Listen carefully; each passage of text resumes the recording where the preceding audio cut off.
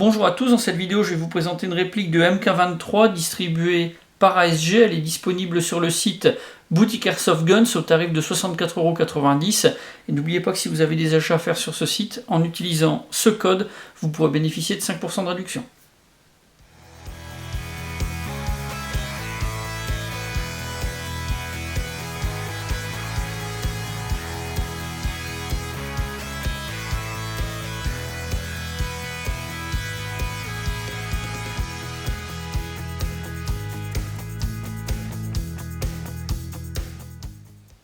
Alors pour le packaging, on va avoir une boîte avec un couvercle en carton sur lequel on va avoir une photo de la réplique. On aura aussi pas mal d'informations en anglais mais également en français.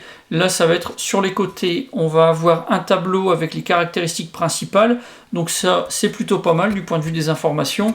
Et puis sinon pour le reste, un bloc en polystyrène compartimenté. Ça n'est pas joli mais ça protège bien. Donc ça c'est le principal. Alors le pack il est constitué de la réplique et de son chargeur. On aura également un silencieux, un petit échantillon de billes et un peu de documentation. On va voir tout ça en détail.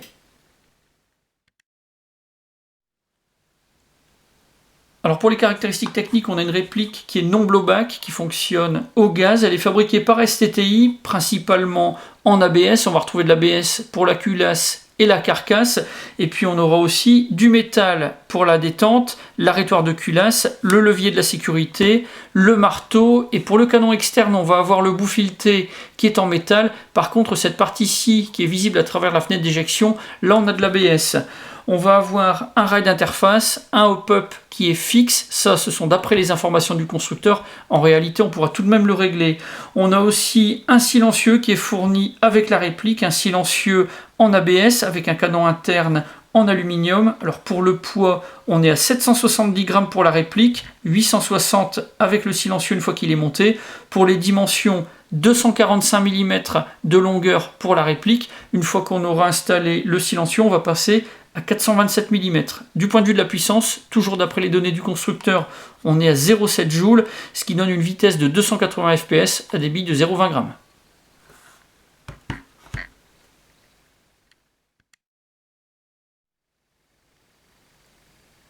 La notice est un livret rédigé en plusieurs langues, dont le français. C'est quelque chose qui est assez bien fait. On va retrouver des photos, des schémas, des explications qui sont très claires. Néanmoins, ça reste tout de même un petit peu succinct. Tous les sujets ne sont pas abordés. Ça, c'est quand même un petit peu dommage.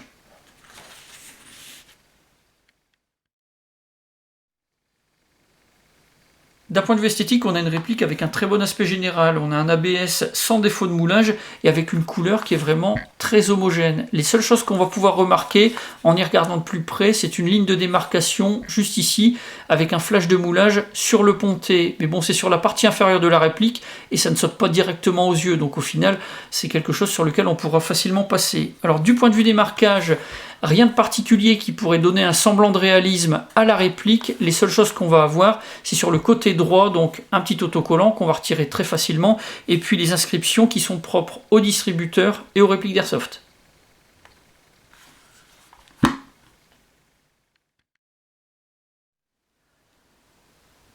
Les organes de visée sont fixes, non réglables, ils n'ont pas non plus de marquage de peinture, mais bon, comme ils sont bien dessinés et vraiment proéminents, on aura quelque chose qui permettra de prendre une visée vraiment de manière très efficace.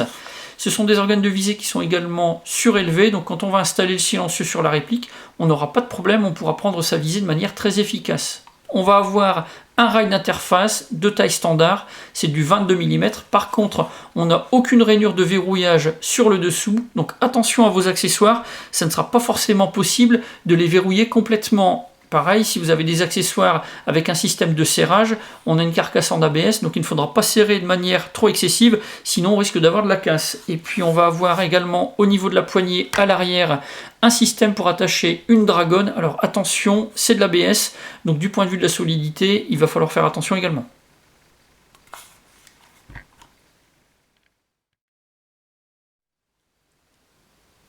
Le chargeur est un modèle à gaz de conception tout à fait classique. On a la partie principale en métal et on va retrouver de l'ABS pour le talon, la planchette élévatrice et la partie supérieure.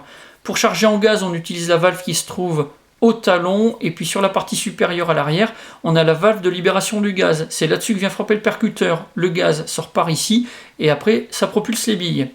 Pour charger en billes, on va baisser la planchette élévatrice, alors attention, elle ne se bloque pas en partie inférieure, et après on va pouvoir placer les billes par le dessus avec un BB loader, ou alors à la main. On a une capacité de 28 billes.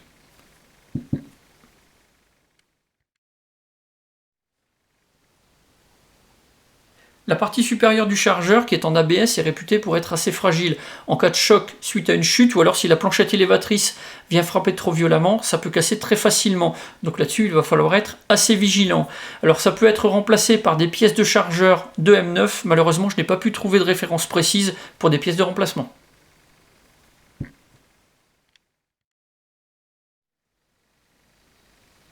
Pour les manipulations, on va trouver le levier de verrouillage du chargeur. À l'arrière du pontet, on va pouvoir l'actionner du côté gauche, mais également du côté droit, il suffit de l'enfoncer pour déverrouiller le chargeur.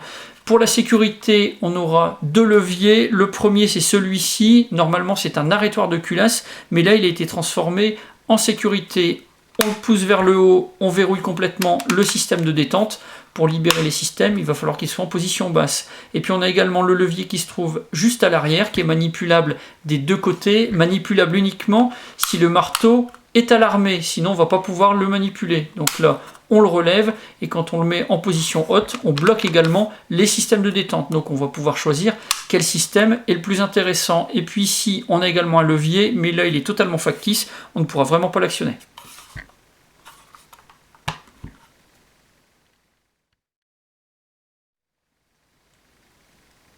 La réplique est non blowback, ce qui veut dire que la culasse ne va pas reculer à chaque fois que vous allez tirer. Néanmoins, elle est quand même mobile. On va pouvoir la reculer, elle ne va pas se bloquer à l'arrière, et on va pouvoir jeter un petit coup d'œil à une partie de l'interne. Alors cette manipulation, elle n'est pas du tout nécessaire avant de tirer, puisque quand vous insérez le chargeur, vous avez automatiquement une bille qui va monter dans le canon.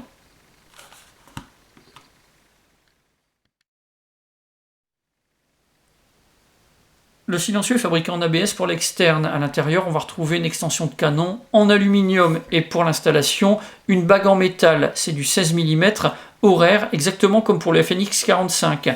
Pour le poids, on est à 90 grammes, la longueur 195 mm et le diamètre 34. Alors du point de vue du look, on a vraiment quelque chose qui va changer radicalement la réplique. Là, on a un modèle qui est bien plus long. Pour les performances, ça va augmenter les FPS. Du point de vue de la précision, ça ne va pas changer grand-chose. Et pour le bruit, ça va assourdir le bruit, ça va le rendre différent, mais ça ne va pas l'atténuer.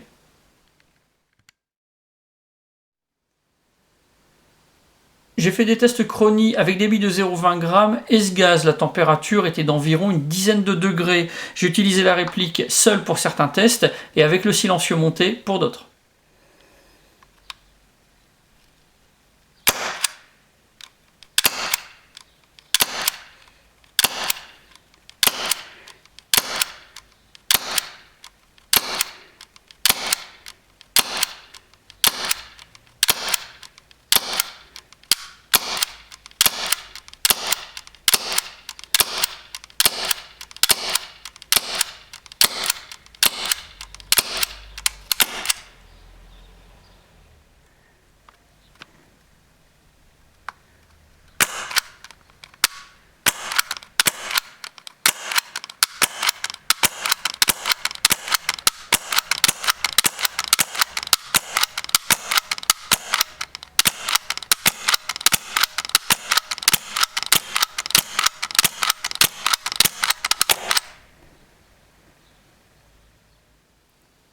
Comme vous avez pu le voir pendant ces tests, sans le silencieux, on a des vitesses qui commencent à 308 fps et qui descendent jusqu'à 252. Et avec le silencieux, on va avoir des vitesses de 314 qui vont descendre jusqu'à 230 fps. On a un relevé à 182 fps, mais je pense que c'est plus dû à un bug de la part du Chronie. Alors bien sûr, si on utilise un autre gaz et qu'on a des températures qui vont être différentes, les résultats seront tout autant.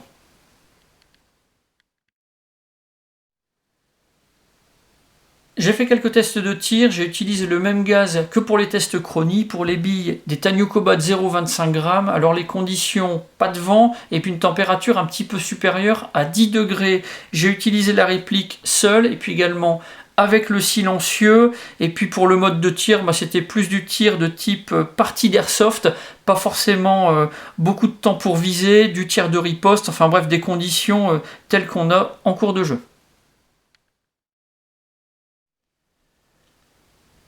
Les tests de tir ont été effectués sur des cibles imprimées sur des feuilles de papier au format A4 d'une largeur d'environ 21 cm. Ça, c'est pour vous donner une petite idée de la taille des cibles. De la même manière, j'ai pris ma visée à chaque fois au même endroit. Alors, comme on peut le remarquer, que ce soit pour les tirs sans le silencieux ou avec le silencieux, on a des impacts qui ont tendance à remonter. Les groupements sont bons, mais ça remonte. Le hop-up fait vraiment très bien son boulot. Les billes, elles remontent vraiment très facilement. Donc, pour le grammage, il va falloir utiliser vraiment au minimum de la 0,25 et pourquoi pas de la 0,28 ou de la 0,30. Quand on va utiliser la réplique pour tirer à des distances de 30 mètres ou plus, les billes elles auront vraiment tendance à s'envoler, donc il va falloir corriger avec des billes qui seront peut-être un petit peu plus lourdes.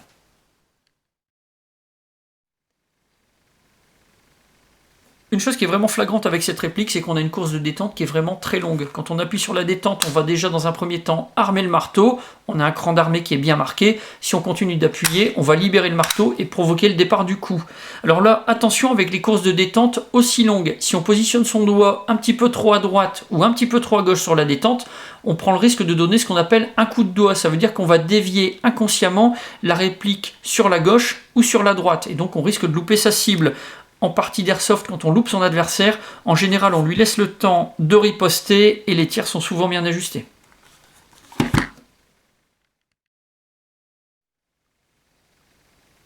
D'après les informations qu'on a sur la boîte, le hop-up de cette réplique n'est pas réglable, il est fixe. En réalité, il l'est. Pour ça, il va falloir faire un gros démontage. Il va falloir chasser l'arrêtoir de culasse, du moins le faux arrêtoir de culasse, pour pouvoir libérer la culasse. Là, on va avoir accès à l'interne et donc on va pouvoir jouer sur le réglage du hop-up avec une petite molette. On va pouvoir augmenter ou réduire les effets. Le hop-up, comme je le disais précédemment, il a déjà des effets vraiment très bien marqués. Là, on va pouvoir influer un petit peu dessus.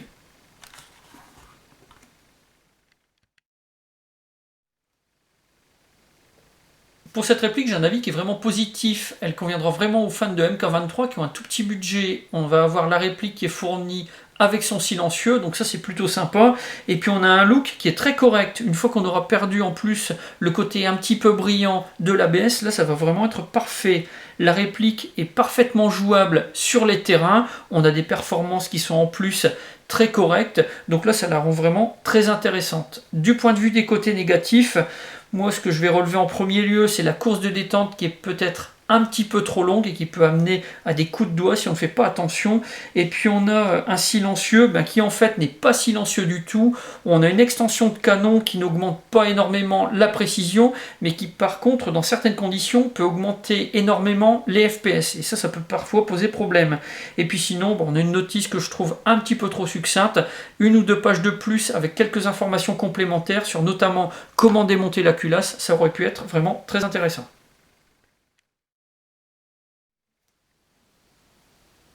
Voilà pour la présentation de cette réplique. Si vous avez des questions, c'est comme d'habitude, vous avez la partie commentaires et la boîte de réception. Et puis dans la description de la vidéo, je vous mets plusieurs liens, ceux du site Boutique Airsoft Guns et de sa page Facebook, et puis également de la fiche descriptive de cette réplique. J'en ai maintenant terminé avec le MK23 Special Operation de chez ASG, et je vous dis à bientôt pour d'autres vidéos.